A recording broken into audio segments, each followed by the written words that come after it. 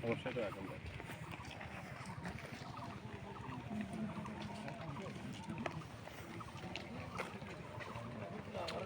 লাল সবুজের সমারোহ অনেক সুন্দর দেখা যাচ্ছে। আচ্ছা এদিকে আসেন, এই রসুনটা দেখাই তাহলে মোটামুটি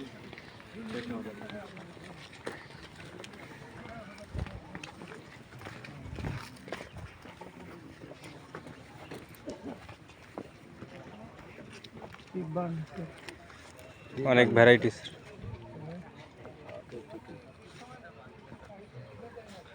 আচ্ছা এটা হলো রসুনের মালচিং করে একটা এক্সপেরিমেন্ট করা হয়েছে যাতে মানে না নিরায়া রসুন করা যায় কিনা বা কি কি ঘাস হতে পারে দেখেন। এই যে আমরা কিন্তু এখানে নিরাই নিয়ে এগুলো দেশীয় মালচিং করা হয়েছে। স্যার, এটা দেশীয় মালচিং, এটা হচ্ছে খড় দিয়ে। এখানে এটা মালচিং করা আছে কিন্তু এটা মালচিং করা হয় নাই। পার্থক্যটা তো বুঝতেইছেন, মালচিং ছাড়া করলে ঘাসটা বেশি হবে, আর মালচিং করলে সুবিধা কি এখানে সেচ কম লাগবে, নিড়ানি খরচ নাই, উৎপাদন খরচটা টোটালি কমে যাবে। এটার একটা কাজ করার জন্য এখানে বিভিন্ন ধরনের খড় দিয়ে মালচিং। হ্যাঁ, এটা খড়ের আবার ঠিকনেস আছে, কত ইঞ্চি দিলে তাপমাত্রা ঠিকঠাক পড়ে। হ্যাঁ, এই জন্য এটা করা হচ্ছে। আর এখানে চলে এখানে আমাদের রিজনাল ইল ট্রায়াল হচ্ছে রসুনের। এখানে আমাদের বিভিন্ন ধরনের, এখানে মোটামুটি ধরেন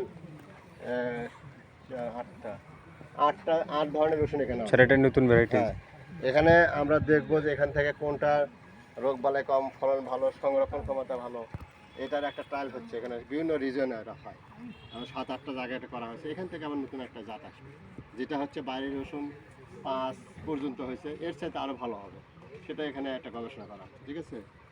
আর এখানে হচ্ছে আমাদের বিডার সিড প্রোডাকশন, এগুলো 4টে ভ্যারাইটি। এটা বাইরের রসুন 4, এটা 4।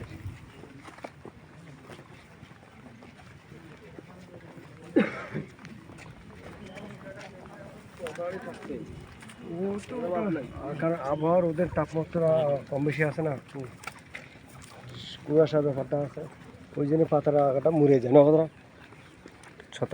ছত্রাকনাশক দেখে।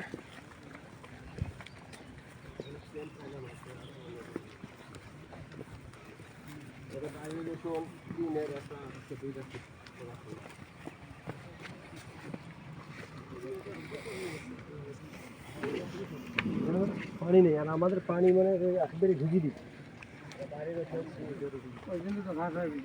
ঘাস বুঝিয়ে।